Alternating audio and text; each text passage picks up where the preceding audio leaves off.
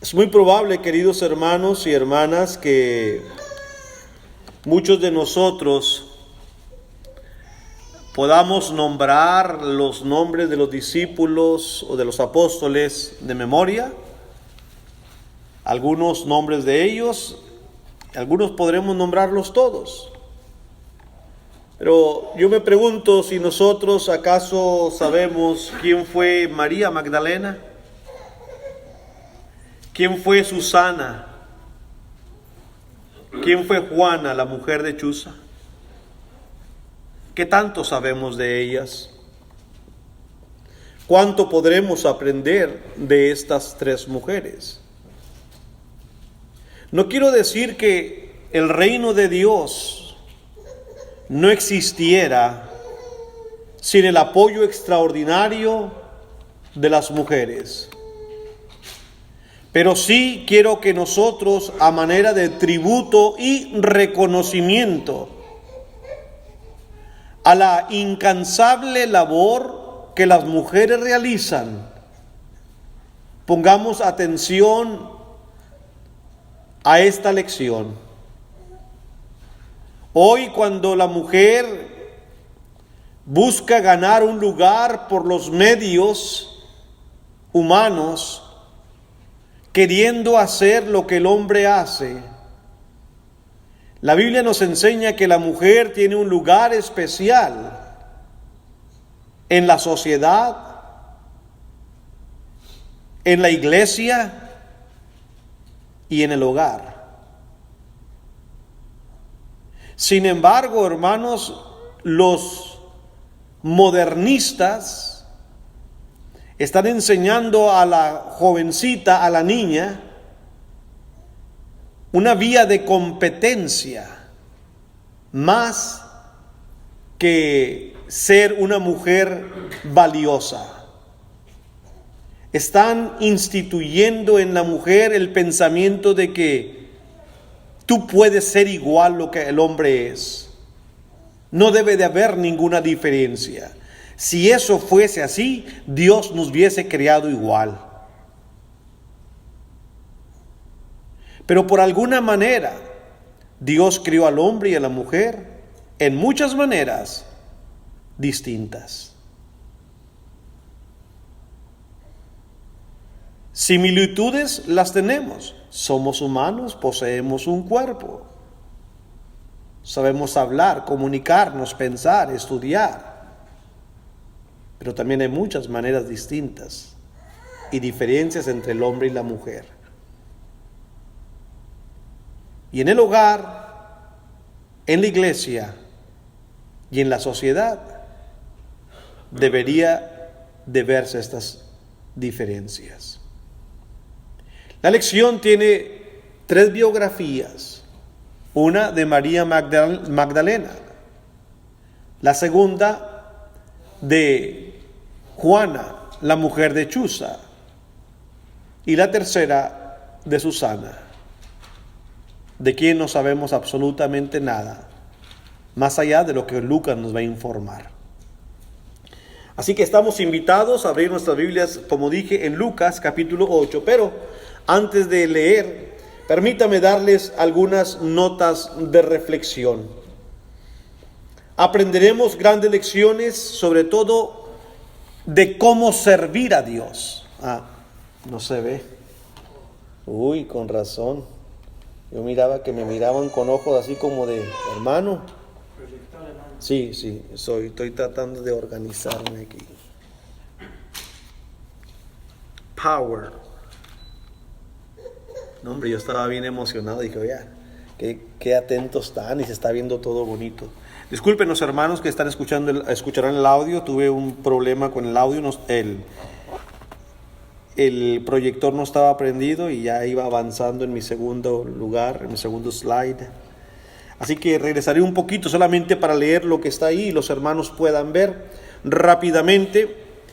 Aparecerá en pantalla la primera presentación donde está la introducción sobre el apoyo extraordinario. Es la lección es el título de nuestra lección. Vamos a ver algunas de las mujeres ahí sirviendo al Señor Para este tiempo, hermanos, que estamos hablando, el ministerio de Jesús estaba creciendo. Ellos estaban a punto de terminar su ministerio terrenal en Capernaum y estaban a punto de salir ahora fuera de Galilea por primera vez. Recuerde que el Señor comenzó su ministerio en Galilea, donde Él se crió. Jesús nació en Belén de Judea. Había 3 secciones primarias en Israel en el tiempo de Cristo, por decir 3 estados, 3 departamentos, que era Judea al sur, Samaria en medio y Galilea hacia el norte. Aunque el Señor nació en Belén de Judea, allá donde estaba Jerusalén y el templo, Él no se crió ahí. Recuerda que lo querían matar, tuvo que huir José y María a Egipto, y cuando regresaron el Espíritu Santo le dice a José y María, no vayas para allá, todavía hay gente que te quiere matar. Entonces vinieron a Nazaret, a Galilea, hacia el norte. Allá creció Jesucristo, allá fue el hijo del carpintero, allá estuvo en Galilea, y allá comenzó su ministerio en Galilea.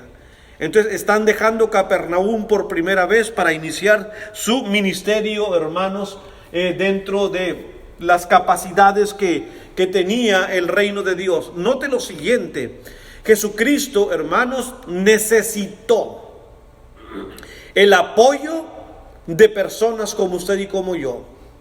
Usted puede decir, hermano, es imposible, Cristo es Dios. Sí, no olvidemos que cuando Él vino a la tierra, Él dejó, hermanos, de usar sus atributos divinos y vino a concretarse, a hacer únicamente la voluntad de Dios. Por eso cuando Satanás lo tentó, le dijo, pues si tienes hambre, haz que estas piedras se conviertan en pan. Él tiene el poder para convertir no solamente pan en piedras, sino muchas otras cosas más. Pero no era la voluntad del Padre. Entonces se sujetó a hacer lo que el Padre, como en la clase que comenzamos el jueves y que hoy continuaremos si tenemos el tiempo, lo que el Padre le dijo que hiciera, Él va a hacer.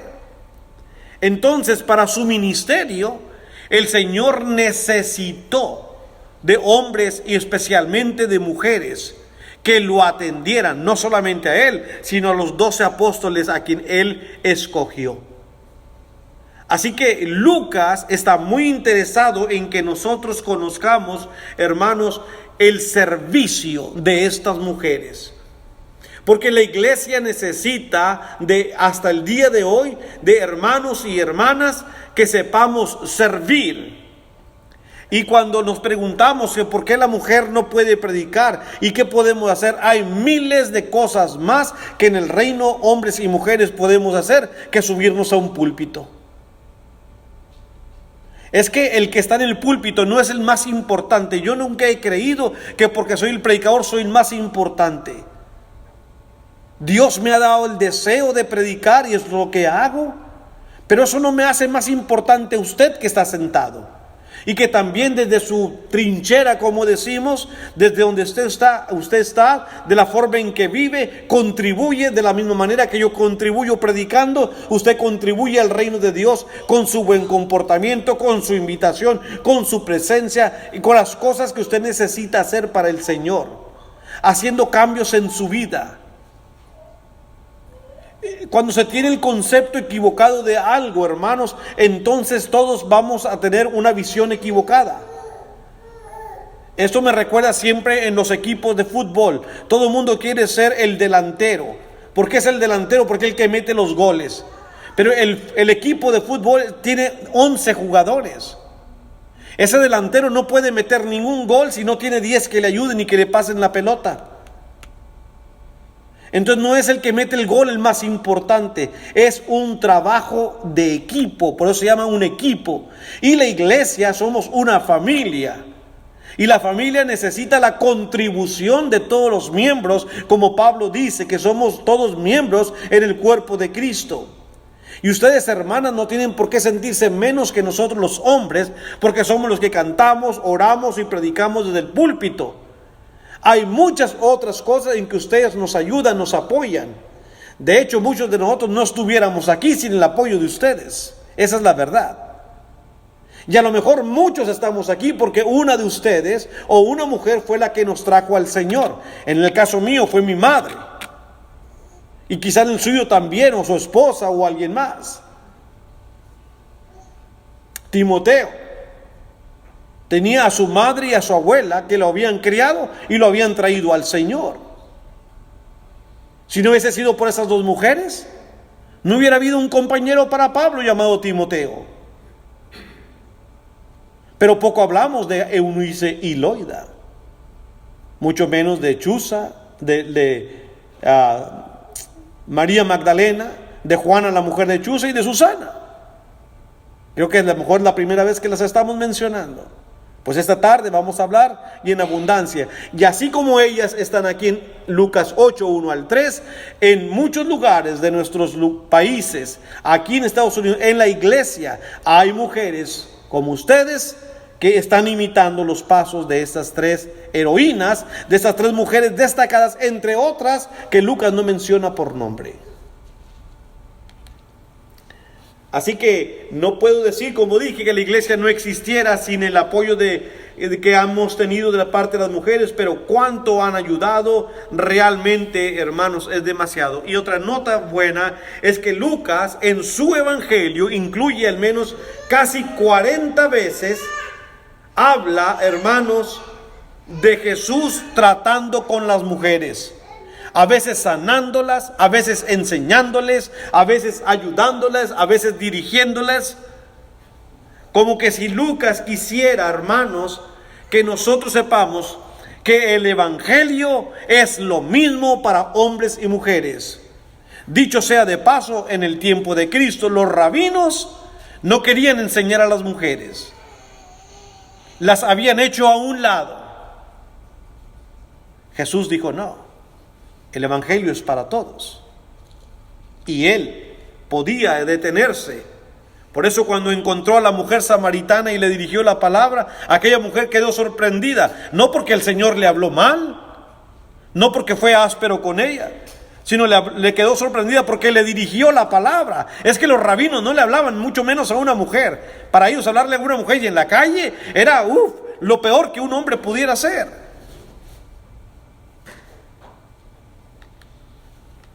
Así que, hermanos, estas mujeres de las que voy a hablar esta tarde, de María Magdalena, de Susana y de Juana, quedaron con él hasta su muerte. Fueron fieles y lo siguieron hasta Gólgota, hasta que fue levantado. Muchos de los apóstoles, incluso los apóstoles, dejando a Cristo, huyeron. Entre ellos el más valiente, Pedro, que negó a Cristo. Pero estas tres no se hicieron para atrás. Lo siguieron todo el Calvario, por lo que la gente llama su pasión. Y lo vieron dar su último suspiro, hasta donde los romanos se la permitían llegar. No solamente fueron a su tumba, Jesús les apareció primero. Incluso las envió a que fueran darle las noticias a los apóstoles. Porque muy tempranito por la mañana ya estaban ahí tratando de llevarle las especies para ungir, como era la costumbre de los judíos, ungir a los cuerpos que habían muerto. Pero no solamente eso, hermanos. Hasta el día de hoy, nosotros dependemos en gran parte. Por ejemplo, yo le he dicho a Becky, muchos hermanos me reconocen, hermano, gracias por su predicación, gracias por... Digo, pero yo lo que he hecho, lo he hecho porque tú has estado a mi lado. Sin el apoyo de mi esposa, ¿qué es uno? Los viajes que hacemos, que yo no pudiera hacerlos, los lugares que hemos ido a predicar, no hubiera podido entrar quizá, sin el apoyo de mi mujer y de la familia. Entonces, hermanos, esto tiene que ser algo digno de consideración para que nosotros aprendamos. Y como dije hace rato, algunos que estemos aquí tal vez fue por una de ellas, por una mujer que se interesó en nosotros. Nuestra abuela, nuestra tía, nuestra madre, nuestra esposa, nuestra hija, alguien que nos haya hablado de las cosas de Dios. Otra cosa, hermanos, interesante notar es que en la Biblia nunca se nos dice que alguna de ellas, alguna mujer, abandonó, traicionó o negó a Jesús. Nunca. A lo mejor están pensando ustedes en Salomé, o están pensando ustedes en la esposa de Herodías, pero yo estoy hablándole de seguidoras de Cristo. Ellas nunca fueron seguidoras de Cristo. Así que al crecer su ministerio, cuando Cristo comenzó a crecer su ministerio, crecen también las necesidades. ¿Quién va a cocinar a sus apóstoles? ¿Quién en el camino? ¿Quién les va a dar algo de comer? Hay que lavar la ropa. Hay que remendar en ocasiones el campamento. Hay que hacer los preparativos. ¿Quién iba a hacer eso? Sino la mano de una mujer. Todavía antes de entrar, trasfondo físico y espiritual. Vamos ahí a Lucas capítulo 8. Si ya tienen su Biblia abierta, vamos a leer los versículos 1 al 3 para estar enterado completamente de lo que vamos a estudiar en esta lección. Dice la Escritura así, el capítulo 8 de Lucas, versículos 1 al 3. Aconteció después que Jesús iba por todas las ciudades y aldeas predicando y anunciando el evangelio del reino de Dios, y los 12 con él. Ahorita nos detenemos un poco en el versículo 1. Y algunas mujeres que habían sido sanadas de espíritus malos y de enfermedades. María, que se llamaba Magdalena, de la que habían salido 7 demonios. Juana, mujer de Chuza, intendente de Herodes. Y Susana y otras muchas que le servían de sus bienes. Primeramente, en el versículo 1, hermanos, y voy a dejar un poco mis presentaciones, porque hay mucha información en el versículo 1. Aconteció después que Jesús iba por todas las ciudades y aldeas. ¿Qué iba haciendo? Predicando. La predicación, amados hermanos, no es un trabajo. Cuando un hermano viene, un profesional, y quiere agarrar la predicación como igual a un trabajo, no es la función suya. La predicación es un llamado. Cuando yo estaba en la preparatoria a punto de salir para la universidad, tuve una clase de 6 meses que le llamaban estudio vocacional. Y todo lo que era hacernos entender lo que es un trabajo y lo que es una vocación. A lo mejor, hermano Roberto Fleuris, usted trabaja, no sé, atendiendo personas en un supermercado, pero a lo mejor su vocación es esa. A lo mejor su vocación es ser electricista, por decir alguna cosa. A lo mejor su vocación es atender animalitos, ser un ganadero o un agricultor. ¿Me entiende la diferencia entre nuestro trabajo y la vocación? El trabajo es lo que queremos desempeñar para ganar dinero y que tenemos que hacer para ganar dinero. La vocación es el gusto, es lo que nos place, que podemos estar horas y horas y no estamos midiendo el tiempo. Ya se son las 8 horas para salir. No estamos haciendo esto porque es nuestro deseo, esa es la vocación. Y cuando los jóvenes van a salir a la universidad, deben recibir un tipo de orientación de esa manera, para que se identifiquen cuando una persona está trabajando en su vocación, va a rendir mucho más que cualquier persona que está trabajando solamente porque tiene que trabajar ahí. Entonces Jesús vino enviado de Dios ¿a qué? A venir a predicar, a salvar al hombre. Y dice el versículo que después de todo lo que estudiamos en el capítulo 7, de haber sanado y resucitado a aquel muerto, de haber ayudado a aquel centurión y de haber hablado, hermanos, acerca de Juan el Bautista, ahora sale y comienza a predicar y comienza a ir, dice, por las ciudades y aldeas. El que tiene la vocación de predicar lo va a hacer si el edificio está completamente abarrotado o si son 2 o 3 personas que se juntan para predicar. Vamos a ir a predicar si nos invitan a predicar a la ciudad de Roma o si vamos al Valle de Chalco. Es decir, el que tiene el corazón para hacerlo no va buscando Yo quiero ir solamente si me invitan a Acapulco, Guerrero. Si me invitan a una iglesia a Cancún, pues voy. Si me gusta una iglesia en Nueva York, pues ahí sí voy. Pero si me invitan ahí en La Juárez, en Reynosa, o allá en Zacatecoluca, en Salvador, no, hay puro mosquito, ahí está muy caliente, yo no voy. Es su vocación. Donde exista la necesidad, donde lo llamen, usted va a ir si tiene su vocación. Y aquí vemos a Cristo en ciudades y aldeas. Claro, todos quisiéramos ir a una ciudad. ¿Y las aldeas?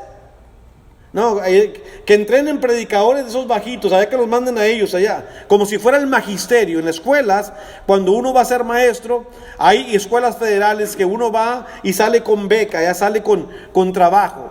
Pero esos trabajos te mandan allá a los ranchos, allá donde grita la mamá de Tarzán.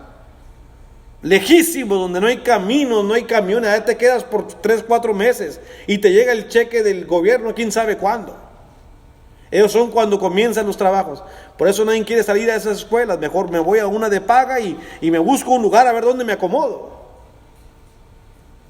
Pero el verdadero maestro, el que tiene la vocación, no importa si lo mandan a una aldea, un rancho de esos allá. Él va a instruir. Cristo vino a salvar almas y anda por ciudades y aldeas. ¿Qué anda haciendo? Predicando la palabra de Dios. Esa es su vocación. ¿Y la suya? ¿Cuál es? La nuestra, ¿cuál es? Porque hemos sido llamados a lo mismo. Tenemos trabajos que desempeñar, pero nuestra vocación debe de ser salvar almas. ¿Qué tenemos que hacer? Lo que Cristo hizo: predicar, hablar de Dios. Sigue diciendo el versículo 1: iba por todas las ciudades y aldeas predicando y anunciando el evangelio del reino de Dios. No tenemos que hacer nada más. Nosotros no tenemos que andar inventando, no tenemos que andar nosotros promoviendo alguna cosa extra. Lo único que tenemos que hacer es, como dice el versículo 1, anunciar el evangelio del reino de Dios. Él se metía a las ciudades, a las aldeas, y les dijo: ¿se acuerdan lo que había sido prometido por Dios a través de los profetas? Que vendría el tiempo en que enviaría a uno como Moisés, y todo aquel alma que escuchara a aquel profeta o que no escuchara será desarraigado del pueblo. Pues aquí estoy. Yo soy el Cristo, el Mesías. El reino de Dios está entre vosotros. El reino ha llegado. Recuerdan que hace algunos meses Juan el Bautista anduvo predicando que se arrepintieran porque el reino se había acercado. Aquí está. Juan anunció que alguien venía detrás de él. Yo soy. Era un trabajo intenso. Había que recorrer Galilea, Samaria y llegar hasta Judea. Allá donde estaban los meros, los sacerdotes, donde estaba el templo, corrompido completamente. Así que empieza de arriba hacia abajo. Y el pueblo se le va uniendo. Pero conforme crece todo esto, las necesidades también crecen. Y aquí están mujeres que vienen, como dice el versículo 2. Algunas mujeres que habían sido sanadas de espíritus malos y de enfermedades. ¿Por qué? Si usted se pregunta por qué María Magdalena seguía a Jesús, si usted se pregunta por qué Juana, mujer de Chuza, seguía a Jesús, si usted se pregunta por qué Susana seguía a Jesús, Lucas nos está diciendo una de las razones. Las tres tenían algo en común. Las tres habían sido o sanadas, o sacadas de espíritus malos, o ayudadas por el Señor. Y en cambio, ahora le han entregado su vida al Señor. ¿No es esa una lección en sí? Hace un mes exactamente, sus servidores estaban ahí metiéndole alambres acá para moverme unas venas y abrir unas venas. Hace exactamente un mes. ¿No sería yo injusto si hoy ando en la playa? Si hoy me voy de vacaciones. Total, todo el mundo le hacen eso. Yo no le voy a dar gracias a Dios. ¿Qué ha hecho Dios por usted? Demasiado, ¿verdad? ¿Qué estamos haciendo nosotros por él? Estas tres mujeres nos enseñaron: sea lo que Dios ha hecho con ellas, ya no se le despegaron a Cristo. Agradecidas estaban con Él. Y nosotros, hermanos, tenemos que ser exactamente lo mismo.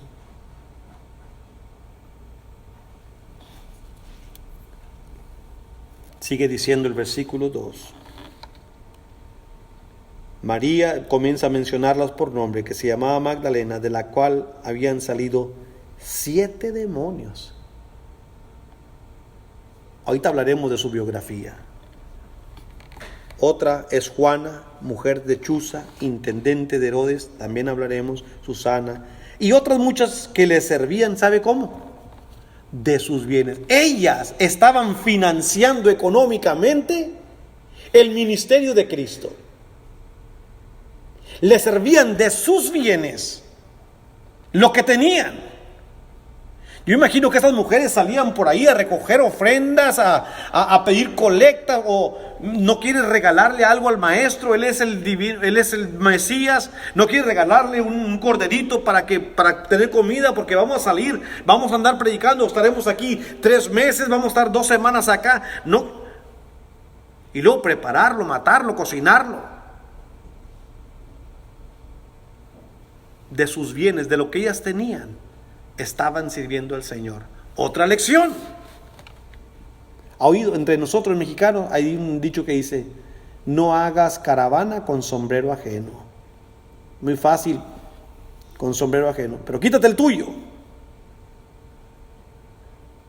Suelta de lo tuyo, no de lo que no es tuyo, no de lo que te sobra, como aquel fariseo. Financia el ministerio del Señor con tus bienes. No nada más para tu mamá, no nada más para tu papá, no nada más para ti, no nada más para tus hijos. ¿Y qué del Señor?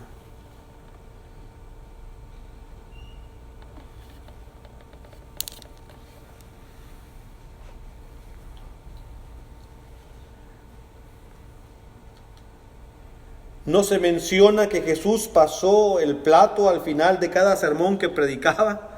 Recuerde que Jesús era muy pobre, de hecho yo voy a decir muy pobre. En una ocasión llegaron algunos de Herodes y le dijeron: ¿por qué a Pedro? ¿Por qué tu maestro no paga los impuestos? Impuestos que ellos mismos habían puesto, porque Dios nunca mandó cobrar impuestos para que entraran al templo. Estos no son los impuestos de Roma, estos eran los impuestos del templo, que Dios nunca mandó cobrarlos. Y Jesús no tenía dinero para pagar sus impuestos. Y le dijo a Pedro: Pedro, vaya ahí al lago, tire su anzuelo, saque un pez, y el pez que saque va a traer ahí atorado una moneda. Es un estatero, con eso pagas por ti y por mí. Eran 2 denarios por cada uno. Y Pedro fue, tiró el anzuelo, sacó un pez, y ahí estaba ese pez con esa moneda atragantada. De paso le llegó al pez. Yo creo que no, el pez no se sentía muy a gusto con esa moneda atragantada ahí. Y pagó por él y por Pedro. ¿Qué dijo Pablo a los Corintios en 2 Corintios capítulo 8 y versículo 9, mis amados hermanos? Dice la Escritura en 2 Corintios capítulo 8 y el versículo 9.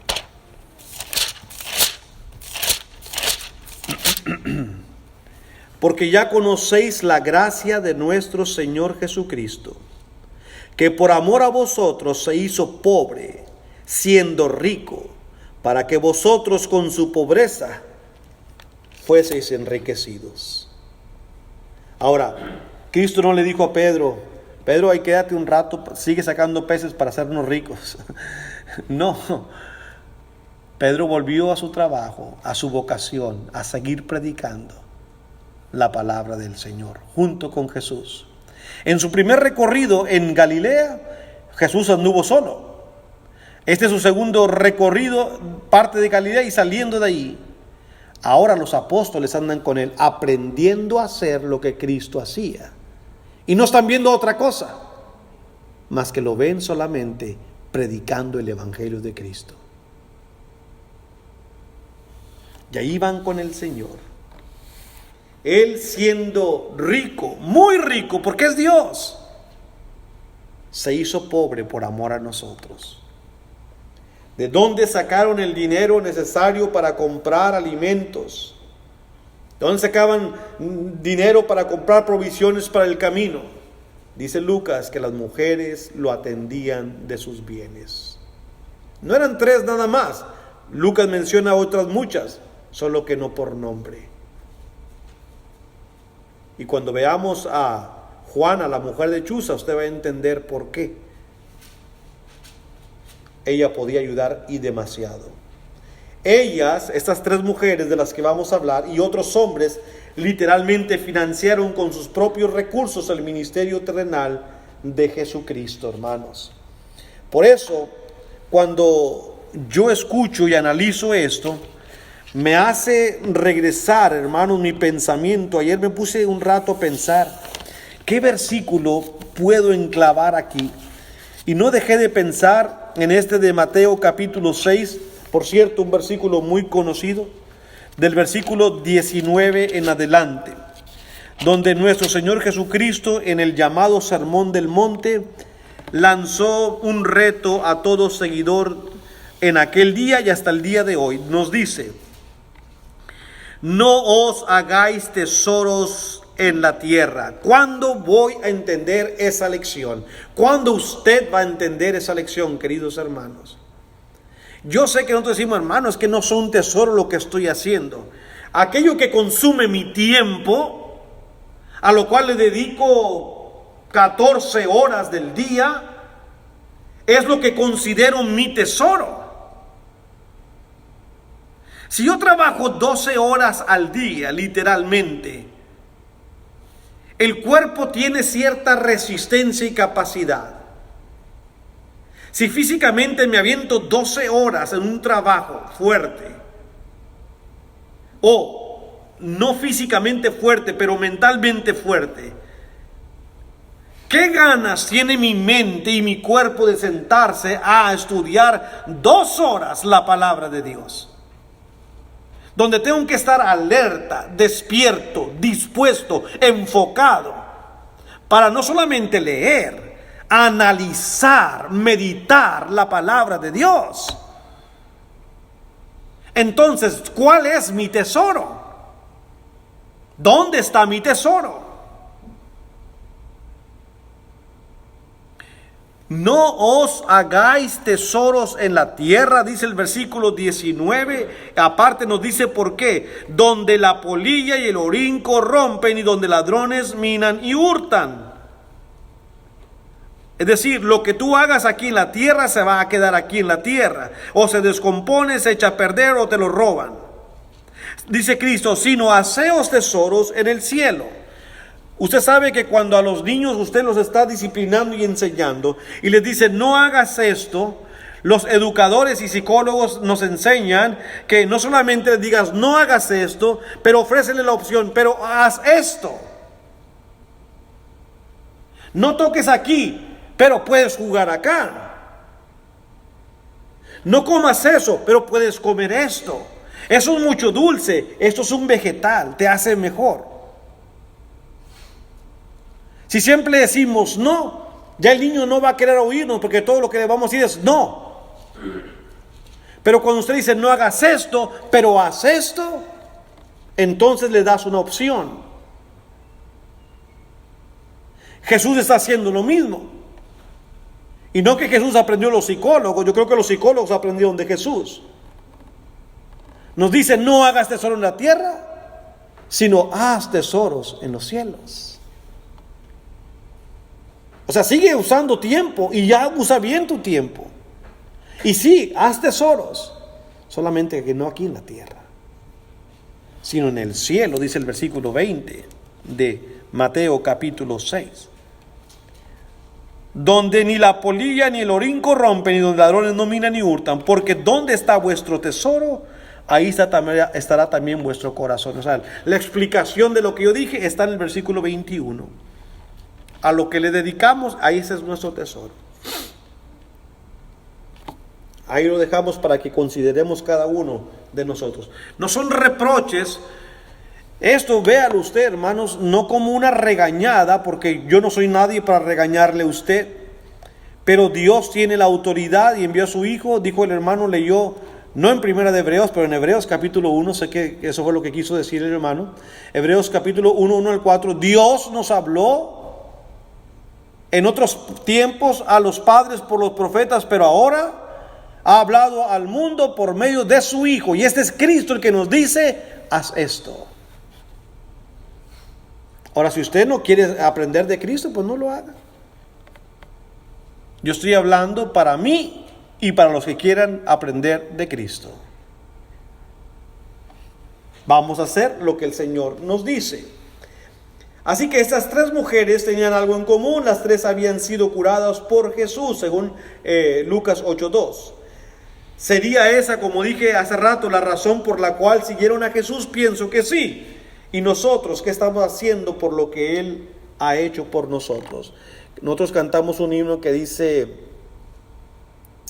mi vida di por ti, como que si fuera Dios el que está diciendo eso. Mi vida di por ti, y tú, ¿qué has hecho? Has dado por mí. Palabras más, palabras menos. Quizá puede el hermano que nos dirigió pensar en un himno de invitación ahí. Voy a apurarme porque me queda poco tiempo para mi lección, y una de mis nietas fue a quejarse con un hijo mío y decirle que a veces no tenemos clases porque el abuelito predica mucho y entonces ya no hay clases. Entonces tengo que tratar de poner eso en mi mente. María Magdalena, según Hechos de Lucas capítulo 8 y versículo 2, le dice la palabra del Señor así, Lucas 8 y versículo 2. Y algunas mujeres que habían sido sanadas de espíritus malos, note, la enfermedad que tenían eran espíritus malos, otras solamente enfermedades. Y luego menciona por nombre a María, que se llamaba Magdalena, de la que habían salido 7 demonios, dice la Escritura. Bueno, esto es lo único que dice la Biblia. Muchos quieren creer que esta María Magdalena, sobre todo en la era medieval, se creía que esta María Magdalena es la mujer pecadora que vimos la semana pasada, de Lucas capítulo 7. No hay ninguna conexión entre ambas, al menos la Biblia no lo hace. Incluso no solamente se dice eso, sino otros hermanos como los gnósticos dicen que era una mujer muy bella, que se enamoró de Jesús y Jesús de ella, y se movieron al sur de Francia en esa época donde la Biblia no habla nada de Cristo, entre los 12 y 30 años, y allá procrearon una familia. Eso lo dicen los evangelios gnósticos del año 1500, 1600. Como dijera el apóstol Pablo, that's a bunch of baloney. No, nunca dijo Pablo así tampoco, pero eso es mentira. La Biblia simple y sencillamente no dice ni una ni otra cosa, hermanos. Lo cierto es que por tener 7 demonios dentro de ella, yo puedo entender que era una mujer que llevaba una vida miserable. Llevaba una vida, hermanos, muy triste, decepcionada y sin control. ¿Por qué digo eso? Más adelante en este capítulo, Lucas nos va a presentar la vida de un endemoniado que se cortaba su cuerpo cada rato. ¿Y sabe dónde hizo su casa? En un cementerio. ¿A quién se le ocurre ir a vivir a un cementerio? Solamente a uno, o que está mal de su cabeza, o un endemoniado en tiempos de Cristo. Ahora, no digo que todos los endemoniados iban a vivir al cementerio. Lo que quiero decir es que Satanás, por la fuerza, controlaba su mente y sus decisiones. Y María Magdalena no tenía un espíritu malo, tenía 7 demonios.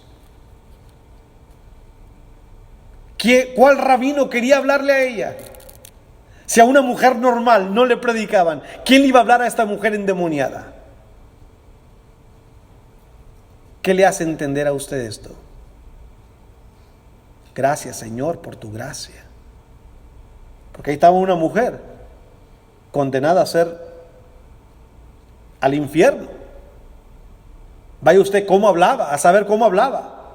Otros endemoniados, otros poseídos por el demonio, se tiraban al agua o a la lumbre. Los hacía que echaban espuma por la boca y se revolcaban en el piso. Yo no sé cuál era la vida de ella antes, pero sé que era una vida muy triste. Y aquí está el Salvador, que va a cambiar por completo la vida de ella. Y que puede hacer lo mismo por nosotros, cambiar por completo nuestra vida. La posesión demoníaca traía desórdenes físicos, emocionales. Lucas habla, como dije, de un endemoniado que hizo su casa en el cementerio. Puede ser una condición bastante triste y no sabemos cuándo Jesús encontró a María Magdalena. La Biblia no dice cuándo, no sabemos tampoco cuándo la liberó, pero sé, hermanos, que el día que ella quedó libre de esos 7 demonios, yo estoy seguro que fue el día más alegre, más hermoso de esa mujer. Haber sido liberada de 7 demonios. Entonces, ahora, por eso entiendo los siguientes versículos. Lea conmigo esta serie de pasajes que aparecen aquí. Mateo 27, 55 y 56. Esta es la narración del sufrimiento en el Gólgota y en la cruz por parte de nuestro Señor Jesucristo. Dice Mateo 27, iniciando el versículo 55 y 56. Estaban ahí mujeres mirando de lejos, las cuales habían seguido a Jesús ¿desde dónde? Desde Galilea, sirviéndole, entre las cuales estaban María Magdalena, María la madre de Jacobo y de José, y la madre de los hijos de Zebedeo. Ahí estaba esta mujer que había sido liberada de sus malos espíritus por la poderosa mano y la bendición y la gracia de nuestro Señor Jesucristo. Fiel hasta la muerte, desde Galilea lo había seguido. Y ahí estaba, como decimos nosotros, al pie del cañón. Lucas capítulo 23, versículo 37. También una narración del mismo episodio, pero Lucas agrega esta otra importante información. Dice Lucas 23 y versículo 27. Y le seguía gran multitud del pueblo y de mujeres que lloraban y hacían lamentación por él. ¿Estaría ahí María Magdalena? Jesús, vuelto hacia ellas, él las conocía. Ellas le habían servido en su ministerio. Y les dice: hijas de Jerusalén, no lloréis por mí, sino llorad por vosotras mismas y por vuestros hijos, porque aquí vendrán días en que dirán: bienaventuradas las estériles, los vientres que no concibieron y los pechos que no criaron. Entonces comenzarán a decir a los montes: caed sobre nosotros, y a los collados cubridnos, porque si el árbol verde hacen estas cosas, en el seco, ¿qué no se hará? Aún en el momento de más dolor, donde va cargando la cruz. De hecho, el versículo 26, si usted lo lee: y llevándole, tomaron a cierto Simón de Cirene, que venía del campo, y le pusieron encima la cruz para que llevase tras Jesús. Jesús ya no pudo más físicamente en el camino a Gólgota. Ya este Simón que venía por ahí lo obligaron a llevar la cruz del Señor, porque el Señor ya no podía físicamente con sus fuerzas. Y todavía en su agonía y en su cansancio se detiene y le dice: hijas de Jerusalén, ya no lloren por mí. Eso es amor. Recuerda que lo que le dije en el versículo 1, esto es vocación. Jesús le está diciendo a estas mujeres, todavía de su profundo amor: tengan compasión, pero de ustedes mismas, porque ahora que yo me vaya, les van a tupir, las van a hacer sufrir, las van a perseguir, hasta el grado de que se alegrarán aquellas que nunca tuvieron un hijo. Eso solamente sale de un corazón lleno de amor. Y Cristo vino a enseñarnos ese amor. un amor incansable, un amor inagotable. Pero ¿sabe a quiénes? ¿Se acuerda aquella parábola que el Señor le dijo a Simón, el fariseo? ¿A quién se le perdona más? A quien ama más. Y estas mujeres habían sido muy redimidas por parte del Señor. Y aquí está el Señor mostrando su amor y su gracia para cada una de ellas, queridos hermanos. Otro versículo, Marcos 16:9. Este le va a impactar, este versículo. En Marcos capítulo 16, iniciando la narración en el versículo 9, dice la Escritura así: habiendo pues resucitado Jesús por la mañana, el primer día de la semana, apareció primeramente a María Magdalena, de quien había echado 7 demonios. ¿No se le eriza la piel al leer esto? Una mujer que estaba condenada al infierno, una mujer que hasta hace poquito tuvo una vida miserable con 7 demonios dentro de ella. Y en el día más glorioso que la humanidad hemos tenido, cuando Cristo venció la muerte y el pecado, resucitando, victorioso, a quien aparece primeramente es a esa mujer, a María Magdalena. Y no solamente le apareció, dice el versículo 10, yendo ella lo hizo saber a los que habían estado con él, que estaban tristes y llorando. Ellos, cuando oyeron que vivía y que había sido visto por ella, no lo creyeron. Voy a hacer un pequeño paréntesis, porque muchas pastoras, entre comillas, agarran estos versículos para decir: miren, ven que la mujer es tomada en cuenta y puede hacer algo. Esto no es una predicación, lo que ella hizo. Esto no es un culto de adoración, es lo que quiero decir. Sí, el Señor hizo uso de las mujeres en muchas maneras, como estamos viendo. Pero ella no es una pastora. El Señor, agradecido con ella, le apareció y fue y le dijo: lleve esta noticia a los apóstoles, porque ellos saben lo que tienen que hacer ahora. Pero eso dista mucho de un culto de adoración donde está una pastora predicando. O sea, no hay manera de aparejar una cosa con otra. Sin embargo, esos son los textos que van a usar. Y aquí la iglesia todavía no existía. Bueno, qué gran cambio, hermanos, qué resumen de esta mujer. Lo único que puedo decir son 2 principios, hermanos. Esto resalta, vuelvo a repetir, la capacidad del Señor de tomar a alguien desesperanzado, indefenso, y darle esperanza. A lo mejor ese es nuestro vivo retrato. Sin Él, ¿a dónde íbamos? ¿Quiénes éramos? Pero con Cristo somos más que vencedores. Hoy somos distintos. Tener un pasado oscuro. ¿Quién no ha tenido un pasado oscuro? Que levante la mano. Todos la ponemos para abajo, ¿no? Algunos no tendremos tan oscuro, otros más oscuro, pero todos tuvimos un pasado oscuro. Tener un pasado oscuro no impide la capacidad del Señor para darnos un brillante futuro.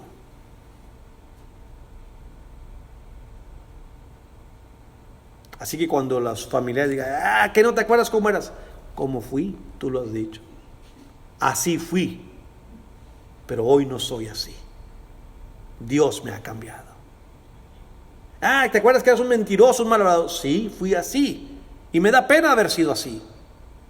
Pero hoy puedo verte la cara y decirte que soy otra persona.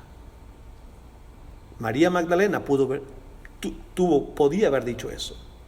Tuve 7 demonios, pero hoy soy una servidora fiel a Cristo. Creo que no va a haber clase, hermanos. Primera de Timoteo 1, versículo 12. No podía faltar este versículo en un pensamiento como este, ¿verdad? Cuando Pablo escribe a Timoteo, le dice en su primera carta, en el capítulo 1, versículo 12, doy gracias al que me fortaleció, a Cristo Jesús nuestro Señor. ¿Por qué, Pablo? ¿Por qué estás tan agradecido? Pues porque me tuvo por fiel poniéndome en el ministerio. Habiendo yo sido antes blasfemo, perseguidor e injuriador. Un pasado oscuro, ¿verdad? Mas fui recibido a misericordia porque lo hizo por ignorancia e incredulidad. Pero la gracia de nuestro Señor fue más abundante con la fe y el amor que es en Cristo Jesús. Palabra fiel y digna de ser recibida por todos, que Cristo Jesús vino al mundo para salvar a los pecadores, de los cuales yo soy el primero. Yo soy el primero. María pudo haber dicho eso también. Yo puedo decir esto. Y sé que usted también. No estamos muy distintas o distintos a María Magdalena. Ni a Pablo. La siguiente biografía tiene que ver con Juana, la mujer de Chuza, que se menciona en Lucas capítulo 8 y versículo 3. Como si Lucas quisiera que supiéramos que el Evangelio, hermanos, pronto llegó al escalón más alto de la sociedad romana. Sí, porque aunque Chuza, el esposo de esta mujer llamada Juana, es intendente del rey Herodes. Herodes no es un judío, aunque sirve como rey de los judíos. Herodes está más interesado en complacer a Roma que a sus propios consiervos, los judíos. Ahora, cuando la Biblia dice que es un intendente, los reyes tenían sus negocios de rey, pero tenían sus bienes personales también. Sus herencias, sus bienes, sus ganados, sus dineros, sus tesoros. Y ser intendente de los bienes personales del rey, hermanos, era alguien que era de mucha confianza al rey. Una persona con mucha capacidad de inversión. Era que el rey le decía, ok, aquí está mi herencia. Eso es lo que tengo. Y a ti te he contratado para que mires cómo no solamente puedo tener esto, pero para que usted mire cómo puedes hacerlo crecer. Era el inversionista. Era el que manejaba el dinero del rey. Ese era Chuza. Y su mujer Juana era una seguidora de Cristo.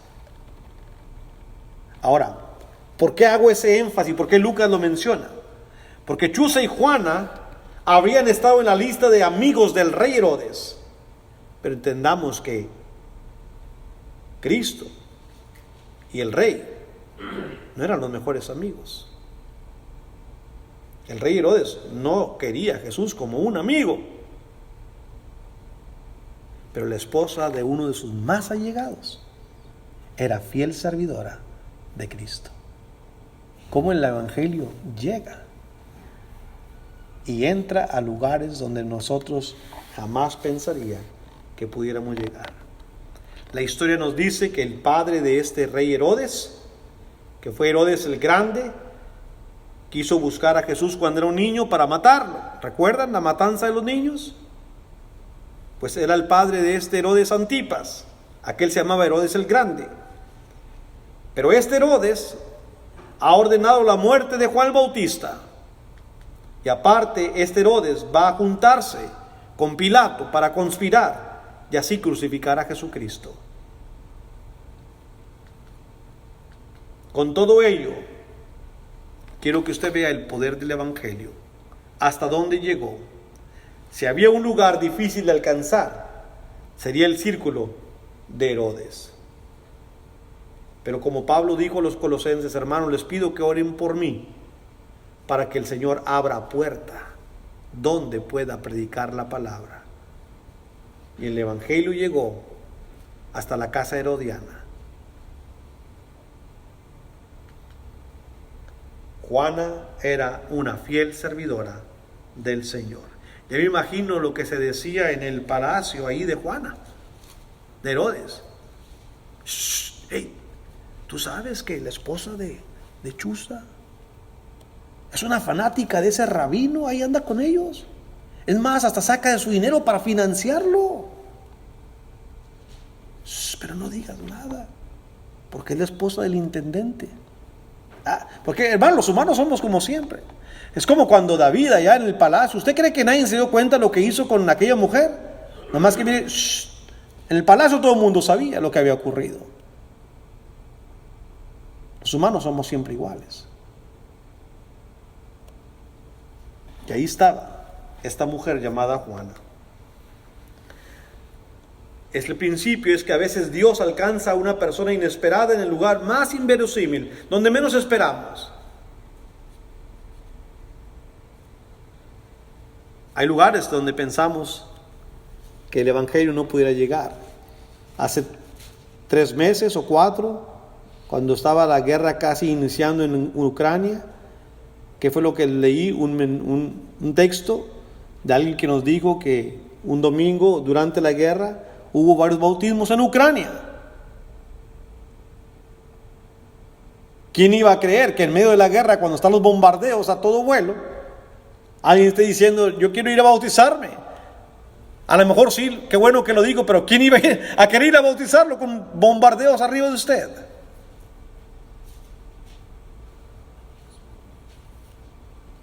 Nosotros fuimos a predicar en un lugar que se llama, eso es en Oaxaca, Tuxtepec, Oaxaca. Yo sé que Miguelito lo vas a oír. Cuando nosotros fuimos por primera vez, nos impactó ahí cómo llegó. Yo le pregunté, ¿cómo llegó el Evangelio acá? Porque Tuxtepec sí es Oaxaca, pero no es una ciudad importante en Oaxaca. Aparte es muy caliente, montón de zancudos por todos lados. Lo siento, Miguel, otra vez. Pero eso es cierto. Yo le dije, hermano, ¿y quién trajo el Evangelio aquí? ¿Cómo llegó? Bueno, un hermano de alguna manera se encontró un folletito de la Iglesia de Cristo y atrás decía, si estás interesado, llama o escribe a Wayne Portain. Estoy hablando ya de los años 70. Y ese hermano nunca tiró ese papelito. Y cuando pudo, hizo una llamada. Y el hermano Wayne Portain le respondió. Y se hizo el contacto. Y entonces fueron hermanos a ese pueblito de Tuxtepec. Y hoy en día ahí está una iglesia. No sé si yo les he enseñado una foto ahí donde estamos Becky y yo. Y estoy yo completamente bañado en sudor. Que ahí no hay aire acondicionado, no hay nada. De hecho, la primera vez que fuimos estaban el edificio y las ventanas sin vidrios, la puerta sin puerta. No sé para qué ponían puerta si no hay puerta, pero todo el mundo, los perros, los cochinos, los cerdos entran y uno está ahí predicando, ¿no? Ya la segunda vez ya había enjarrado, ya todavía no había puerta ahí, ¿verdad? Ya habían hecho una pilita de bautisterio. Y ahí está una iglesia fiel. La rareza de cómo llega el Evangelio. Pero cuando llega con poder, hermanos, cuando hay gente que está esperando, el Evangelio crece. Y así fue también aquí. Por eso puse, qué dicha servir a Jesús con nuestros bienes. Bueno, la última biografía es la de Susana. ¿Quién es Susana? ¿Quién fue? Realmente no le voy a decir, porque la Biblia no dice. Pero si no ponemos atención, puede que no la notemos. No sabemos de qué fue curada, dónde la encontró Jesús, pero ahí está nombrada como una de las que sirve a Jesús con agradecimiento y con sus bienes. Un ministerio para muchos, hermanos, un misterio, pero no para Dios. Otro principio es ser desconocido.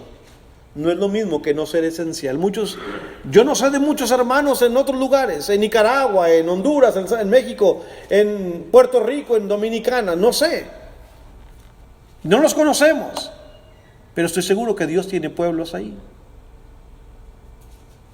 No porque no los conozcamos significa que no somos importantes en el reino de nuestro Dios. Así, hermanos, la iglesia primitiva pienso que conocía quién era Susana, pero nosotros no. Pero lo único que sabemos es que sirvió a Dios. Evidentemente esto está aquí junto con Juana y María Magdalena. No se le olvide quién es Juana. Juana era una mujer, como decimos nosotros, de la alta alcurnia, que vivía en el palacio de Buckingham, ahí con Herodes. Y Susana y María Magdalena, una que vivía con los demonios, pero en el reino de Dios, ahí están juntas trabajando para servir al Señor. Así siempre ha sido el pueblo de Dios, hermanos. A lo mejor entre nosotros va a haber hermanos muy estudiados, capacitados, y otros que vendíamos paletas y chicles en la calle. Pero eso no importa. En la iglesia, eso no hace distinción. Somos uno en el Señor. Y el que vende chicles en la calle y el que es arquitecto, su alma valen lo mismo delante de Dios. Y aquí tenemos el ejemplo de estas tres mujeres. Para concluir, queridos hermanos, hubo muchos más que no sabemos quiénes son, como las que menciona Lucas 8:3, y otras muchas más. Solo sabemos que hacían era servir, remendar, cuidar, cocinar, mantener el campamento limpio, nítido, para que el Señor siguiese haciendo lo que era su vocación: predicar y salvar almas para nuestro Dios. Ellas ayudaron a Jesús. Eso es todo lo que hicieron. Pero hermanos, ¿no es suficiente eso? A veces queremos hacer grandes cosas. Yo, hermano, por eso compro $50 de boletos de lotería, porque le he prometido a Dios que si me saco la lotería, voy a hacer una edificación grandota donde quepan 1000 personas. Pamplinas, dicen los españoles. No compre ya, no gaste su dinero en la lotería. Aparte, es un vicio que Dios no quiere. Sea como Marta y María, como Susana, María Magdalena y Juana, la mujer de Chuza. Sirva al Señor. Sirva al Señor en lo que Dios le permita hacer, aunque sean pequeñas cosas.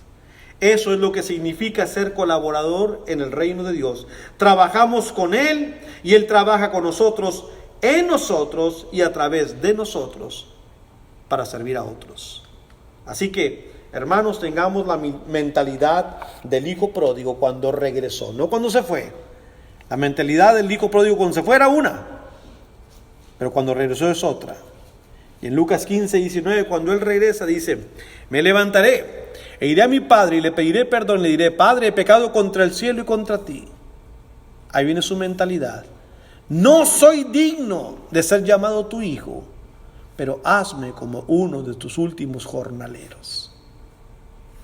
Creo, hermanos, que si nosotros tenemos esa mentalidad, vamos a servir mucho en el reino de Dios. Señor, no soy digno de ser llamado tu hijo, pero aquí estoy. Por tu gracia, tú me has traído a tu reino. Ahora, permíteme trabajar en tu reino, en la capacidad y en el lugar que tú deseas que lo haga. Si tenemos esa voluntad, esa capacidad, hermanos, vamos a servir mucho en la iglesia, a los hermanos y a los que estén a nuestro alrededor. Que Dios les bendiga. Muchas gracias.